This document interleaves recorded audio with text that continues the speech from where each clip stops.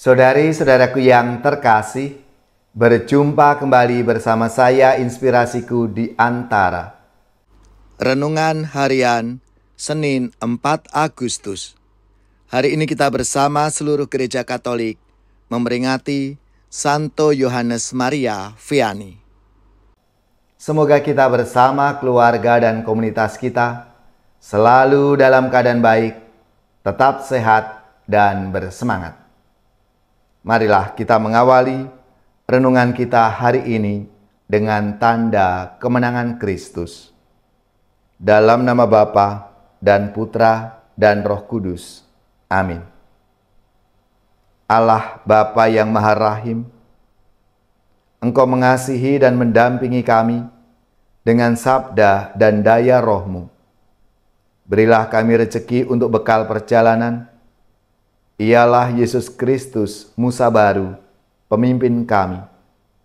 Sebab dialah Tuhan pengantara kami, yang bersama dengan Dikau dalam persatuan Roh Kudus, hidup dan berkuasa Allah sepanjang segala masa. Amin.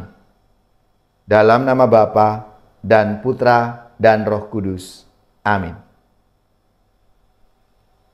Inspirasi kita hari ini dari Injil Suci menurut Matius bab 14 ayat 13 sampai 21. Marilah kita siapkan kitab suci kita masing-masing. Kita akan membaca bersama-sama lalu merenungkannya. Sekali peristiwa setelah mendengar berita pembunuhan Yohanes Pembaptis, menyingkirlah Yesus. Dengan naik perahu, ia bermaksud mengasingkan diri ke suatu tempat yang sunyi. Tetapi orang banyak mendengarkannya dan mengikuti dia dengan mengambil jalan darat dari kota-kota mereka. Ketika Yesus mendarat, ia melihat orang banyak yang besar jumlahnya. Maka tergeraklah hatinya oleh belas kasih karena mereka, dan ia menyembuhkan mereka yang sakit. Menjelang malam, para murid Yesus datang kepadanya dan berkata, "Tempat ini sunyi dan hari sudah mulai malam. Suruhlah orang banyak itu pergi, supaya dapat membeli makanan di desa-desa." Tetapi Yesus berkata kepada mereka, "Mereka tidak perlu pergi. Kalian saja memberi mereka makan." Jawab mereka, "Pada kami hanya ada 5 buah roti dan 2 ekor ikan." Yesus berkata, "Bawalah kemari." Lalu disuruhnya orang banyak itu duduk di rumput. Setelah itu ia mengambil ke-5 buah roti dan ke-2 ekor ikan. Sambil menengadah ke langit, diucapkannya doa berkat, dibagi-baginya roti itu, dan diberikannya kepada para murid. Para murid itu membagi-bagikannya kepada orang banyak. Mereka semua makan sampai kenyang. Kemudian potongan-potongan roti yang sisa dikumpulkan sampai 12 bakul penuh. Yang turut makan kira-kira 5.000 orang pria, tidak termasuk wanita dan anak. Demikianlah sabda Tuhan. Terpujilah Kristus. Saudari-saudaraku yang terkasih, dalam sabda Tuhan hari ini dikisahkan, pada senja itu para murid Yesus sedang melihat persoalan. Mereka ada di tempat yang sunyi dan hari sudah mulai malam. Semuanya lelah. Ada 5.000 laki-laki, belum termasuk perempuan dan anak-anak. Dan mereka semuanya belum makan. Cara paling masuk akal yang diusulkan oleh para murid Yesus itu adalah menyuruh mereka pergi dan membeli makanan di desa-desa terdekat. Akan tetapi, jawaban Yesus mengejutkan mereka. Tidak perlu mereka pergi. Kamu harus memberi mereka makan. Bisa dibayangkan reaksi para murid waktu itu apa? Mana mungkin kami bisa menyediakan makanan untuk orang sebanyak itu? Para murid berkata kepada Yesus, "Yang ada pada kami di sini hanya 5 roti dan 2 ikan." Benar, hanya itu. Jumlah itu hanya cukup untuk sebuah keluarga kecil, bukan untuk orang sebanyak itu. Perhitungan para murid memang masuk akal. Akan tetapi mereka melupakan satu pokok yang terpenting, yaitu Yesus Kristus. Mereka lupa bahwa di hadapan mereka ada tangan yang bisa menyembuhkan kusta, tangan yang bisa menyentuh dan menghidupkan orang mati, tangan yang bisa meredakan badai. Saudari-saudaraku yang terkasih, sesungguhnya Tuhan tidak membutuhkan apapun dari para pengikutnya, dari kita.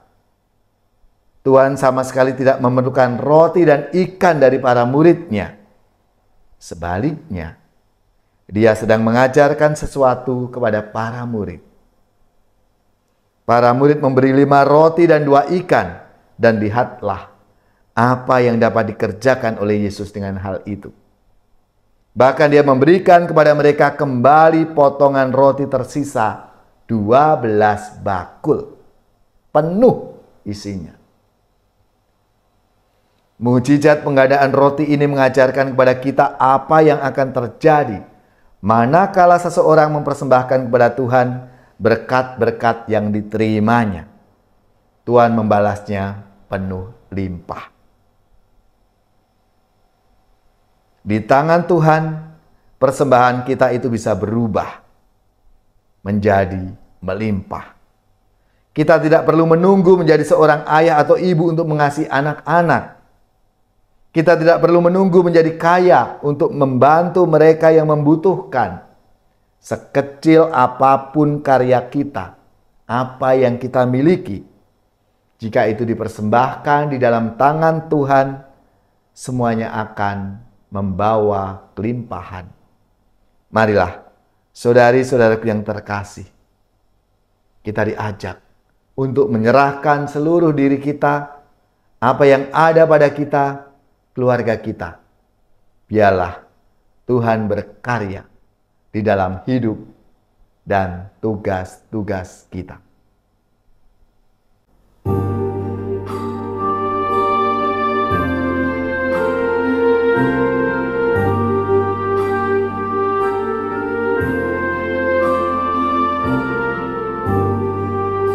Andaikan aku pahami bahasa semuanya, hanyalah bahasa cinta, kunci setiap hati. Ajarilah kami Tuhan, bahasa cinta kasih. Andaikan aku lakukan yang luhur dan mulia, jika tanpa cinta kasih hampa dan tak berguna. Ajarilah kami Tuhan, bahasa cinta kasih.